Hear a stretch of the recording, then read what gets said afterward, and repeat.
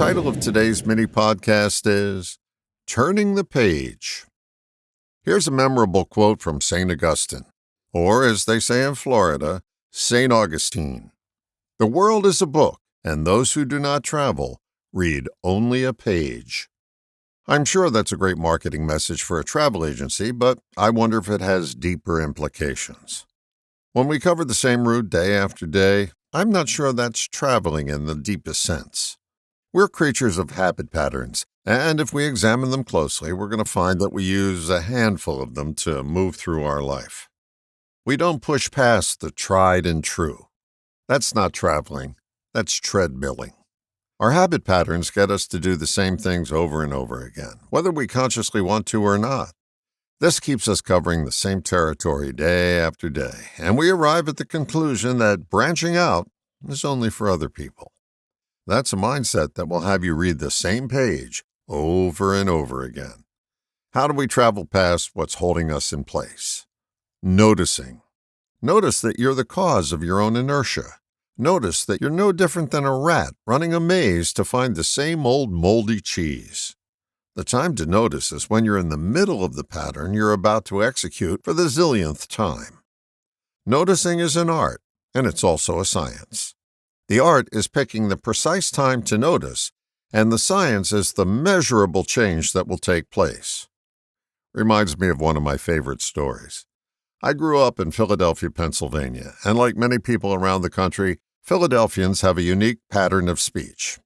I was working in broadcasting at the time at a radio station in St. Louis, and my program director noticed I had an interesting way of saying the word water. People in Philadelphia say widder. Yes, we say widder. I had no idea I was saying it any different than he was. He took me into one of the recording studios and had both of us record the word. After a few playbacks of the tapes, I got it that I had a pattern of speech that was different from him, and in this case, not working for me. I became aware of the pattern. That was not enough. I practiced saying water the way he said it, over and over again, water, water, water, and wasn't getting any results.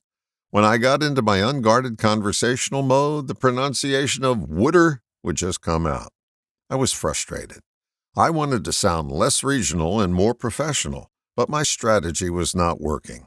Then I accidentally discovered what I learned many years later is a method for outgrowing an old pattern.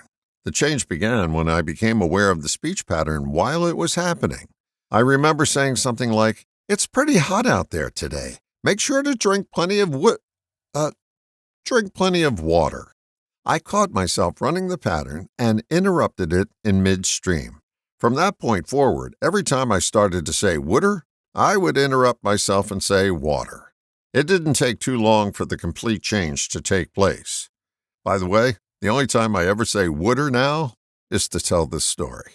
When you notice that you're running a pattern that's keeping you in place, interrupt it in midstream. That's the art. Continue to do it every time you notice the outdated pattern beginning to run. The science is working in the background.